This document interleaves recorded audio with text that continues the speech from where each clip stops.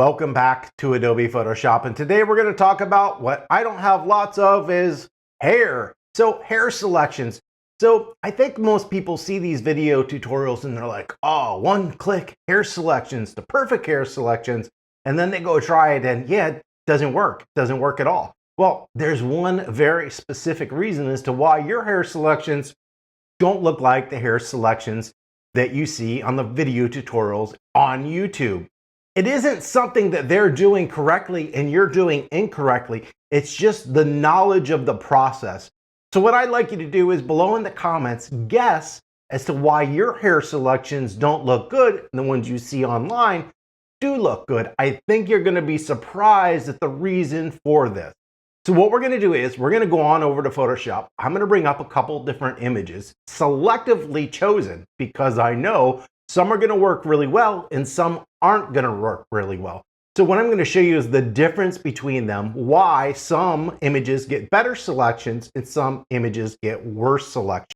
I'm going to show you what the effect looks like when you get those bad selections. I'm going to show you how to fix it. I'm going to tell you how you should shoot it to help avoid those issues. And then if you watch to the end, I'll show you a really cool thing on how to decontaminate hair. If you ever get weird colors around the edge of your hair, I'm going to quickly show you. It's really easy. So we're going to slide on over to Adobe Photoshop and I will show you everything that I know about hair selection.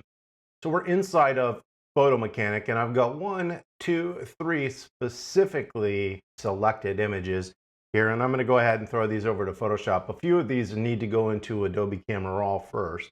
All right, this one needs to go into Adobe Camera Raw first. We're just going to hit OK. I've made a minor adjustment because it was really hot. So you can see here we've got lots of hair. Right here we've got less frizzy hair. And right here we have some sharp braids. So what I'm going to use is the most basic hair selection method. And I'll hit Command 0 to make this big so everybody can see what's going on. And that process is this. You could click on any of these selective adjustments. Essentially, we want select and mask, or you could come up here and go select and mask, and it's going to bring up the select and mask. What I will do is I will change this to on black so we don't see the image at all. We're going to hit select subject. It's going to make an awesome selection. So it used to be that Photoshop, the trick of making hair selections was getting a good selection, okay? That was one aspect, because years ago we had to use channels and some other different methods to get good selections, because the issue was we didn't have AI and it had difficulty picking up the fine hairs. So we're going to go ahead and hit refine hair just to do that. So 1 click, 2 clicks, and then we're going to go ahead and we're going to output this as a layer mask that we see down here. I'm going to go ahead and hit OK.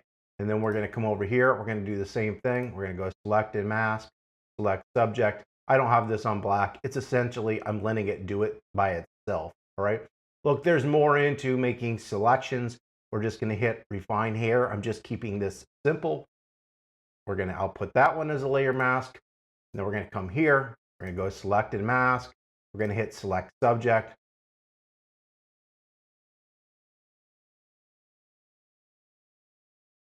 And we're going to hit refine here. All right, so we have our 3 images. So we have that one selected out, that one selected out, and that one selected out. And guess what? This is what a lot of people just show you. This gray and white background that we see shows translucency on the image. And just about any hair selection is going to look awesome because there's nothing in the background yet. So what I'm going to do is we're going to come here to the first one, and I'm going to simply create a new layer. Put that below. I'm going to hit Shift Delete on a Mac. All we want to do, and you could do a solid white color, we just want to make this background white. Oh man, I am so good. Look at this beautiful selection. And then we'll go to this next image. We're going to do the same thing. Take that layer, drag it below, hit Shift Delete, fill it with white. Yeah, that looks perfect, except for down here, it's a little bit funky. Then we're going to do this on the last image. Come down here. Move that below, Shift Delete, put it on a white background, and even her hair looks really good as a selection on a white background. That's easy to do. The problem arises when we pick a different color background. So what we're going to do here is, just with this layer selected, I'm going to switch this over to what we call solid color. And we're just going to go ahead and leave this default color. It's a dark color done on purpose. And when we hit OK, now we start to see the issue in hair selections. We're going to come to the next image. We'll come to the next image. We're going to click on solid color. Just like before, we're going to hit OK. Now, this hair made a better selection. We still see a little bit of it, but it looks a whole lot better. It looks like it missed our green dress down there. That's not a big issue. It's something that we can fix. And then when we come to this one, we're going to see that this one actually probably going to look pretty good. All right. Yeah. So this looks pretty good. We barely see any of the issue. So why did this image make a better selection than this image, but this image made a better selection than this image? Well, a lot of people might say it's because she has frizzier hair. And yes, that might be part of the problem, but that isn't the problem. The issue is this. If we look at this hair, most of the hair that is super sharp and in focus selects really good, even though she has braids. But notice when we get back here into this area right here, it starts getting a little hazy and fuzzy and looking odd, or not like normal hair. That is because of depth of field. So depth of field is actually the cause of major hair selections. So when you see these perfect one-click selections, I want you to look at their hair. You will notice that most of the time, the hair is completely in focus. The problem with that is, who shoots portraits with hair that's all in focus? No, we usually shoot with a shallow depth of field. So the hair in front is in focus, and then it blurs to out of focus in the background. So the issue with Photoshop, and this is with hair or anything, it does a really good job of making a selection when it's in focus. But as things go out of focus, that's when we start to get these issues. Yeah, if we shot photos where everything was in focus, all of our hair selections would be a lot better. If we look at this image, the hair is more in focus. It's not perfectly in focus. Plus, she has less frizzy hair. So that's going to make a huge difference. In return, what do we get? A much better hair selection. But when we come to this image, look how out of focus that hair is in the back. And where the hair is in focus, it's doing a really good job. Issue that a lot of people run into is they don't understand this concept. And so by picking the perfect image, yes, by 1 or 2 clicks, I can make a perfect hair selection or a hair selection look really good by just about doing nothing. But realistically, if we go to an image that's shot with a shallow depth of field, which most portraits are, we run into the issue of, yeah, the hair is going to be out of focus in the background. So what do we do to fix this? Well, there's a couple of different things. A lot of people don't want to hear this, but it's process oriented. It's not what Photoshop does. Photoshop is just the tool to do it. So understanding what Photoshop needs to make the best hair selection is kind of the key. It's the shooting of the image. People just want to take any image and cut the hair out and have it work perfectly. That doesn't always work. Can I fix this? I can. However, is it going to be perfect? No. So let's go ahead and show you this. So what can we do to make hair selections better? Well, the first thing we can do is shoot it on a pure white background as long as it's not blonde hair. So that's going to make a higher contrast. That higher contrast is going to help get rid of some of those weird gray colors that we saw in the background, because it was picking up the gray in the natural background that she had. And in this little area right here where we see the gray, it's going to be whiter color. That's going to help us. Number 2, and this is the key, shoot with an insane depth of field. So have this hair in the back be as sharp as the hair in the front. That's going to make your selections better. That's really the key element. So what can we do to an image like this to improve it? Well, there's all kinds of funky little different methods to make hair look better. This is probably going to be your best option. So what I'm going to do is we're going to go ahead and select the image layer up here on the top. So right up here, I've selected the image layer, not the mask, the image layer. And I'm going to come on over here to the brush. So the issue of some of the funkiness that we get, and I'm going to go ahead and turn this back on so you can see it, is this kind of over selection or under selection.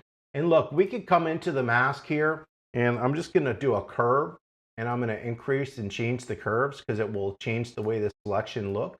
Okay, you can alter the mask, and sometimes that can help a little bit, but hair will start to fall apart and get funky when you do it. So selections are key, and yes, adjusting the mask a little bit can help. So I could just add a little contrast, and that might help a little bit. But what I'm going to do is I'm going to actually use the old school rubber stamp method. There's some other methods where you just take the color here and you paint it in. That kind of works, but it doesn't work perfectly. And what we're going to do is recreate sharp hair over the fuzzy out of focus hair. Hey, if you're looking for something new to wear, I have a company called T-Lab Designs where I design custom t-shirts and apparel. We make stuff for adults and children. Is this realistic? No, because it's fuzzy out of focus hair, okay? We can add color to that, but it just looks funky when you do it. So what we're gonna do here is, first I'm gonna make my brush a little bit bigger, and brush size is gonna be key. So with the image layer selected, we're going to come over here, hold the option with the rubber stamp. We're going to left click to target an area, and then I'm going to come back over here where the out of focus area is and click. And you can see that's going to fix that area. So I'm going to click, see if I can do it without going over her skin, and click. And we can make this a little bit bigger, but we're going to click here, click here, click here. And you can see it's pasting this good looking hair over the bad hair. That I didn't like, so I'm going to target this hair and go up this way. When you use this method, you need to constantly retarget. I'm not targeting this hair and just going click, click, click, because yeah, that doesn't really work. Because what happens is I will target this eye. I'm going to click here. I'll go over arm and do it. Notice if I just hold left click and then drag, it moves. So if you look up there by her eye, there's a little plus, and as I move left, it moves left. It doesn't keep doing the eye area. As you move, the target area moves.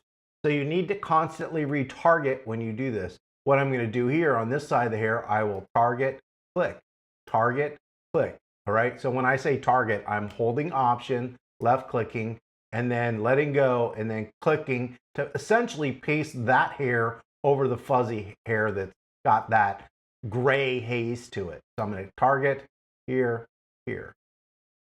Target, paste, paste. Okay? And you can see this area is now becoming and looking more normal, where before it had that kind of weird gray color. Essentially what you're going to do is you're going to go through all the hair doing this. So we can come over to another image, and in this image her hair really isn't that bad, but we can zoom in here. And yeah, we've got it there and we've got it up here. It's just this little bitty edge that we see. So what I'll do is I will select the image layer. I will make sure I'm on the current layer. I'm going to make my brush smaller because we don't need the brush to be that big. I can target that hair and go like that. Target that hair and go like that. Target that hair and go like that. You want to constantly do it. And if you get like a recreating pattern like we see there, then maybe I'll go up here and grab some of that hair right there to replace it, right? You got to kind of pay attention to what you're doing, or you can start creating reoccurring patterns that look sort of weird, which you don't want. So I'm just pasting sharp hair or sharper hair over the kind of semi-transparent areas of the hair. And except for right there where it looks a little bit funky because I didn't do a good cloning job, you can see it's going to look a whole lot more realistic. And if I hit Command 0, it gets rid of that glowing haze.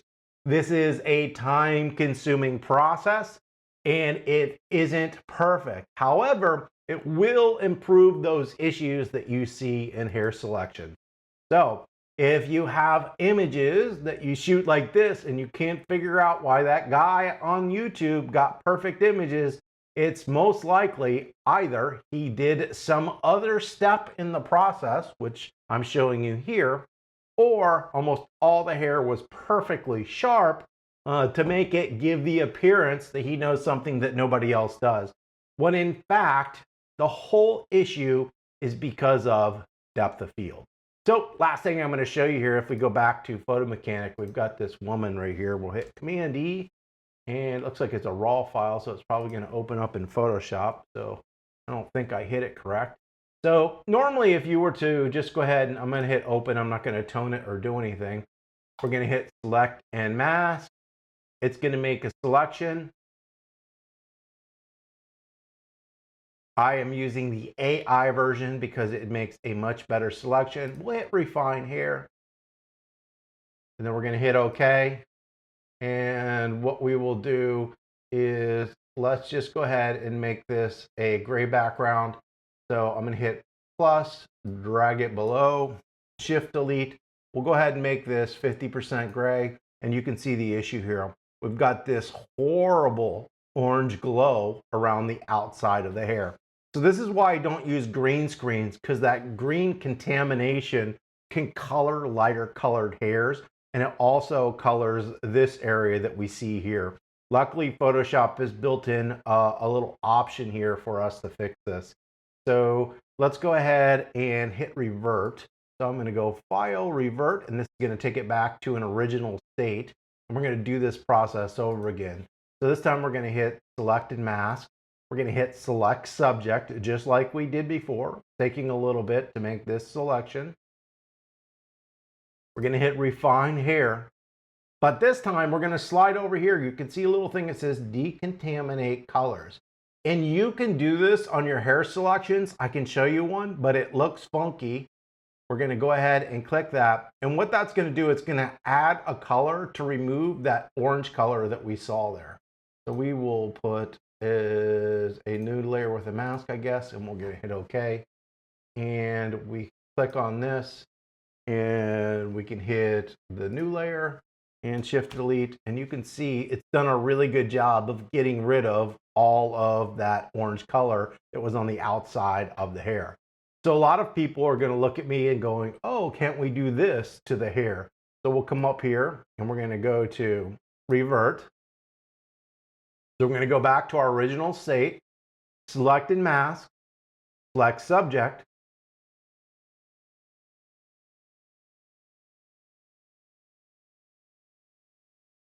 refine hair, and then we're going to come over here to the decontaminate colors. We're going to select that, and then we're going to hit OK.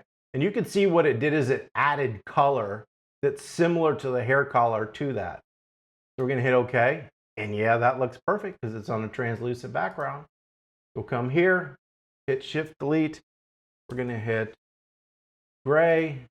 And you can see it looks better, but I'm actually going to make this darker so we can see something here.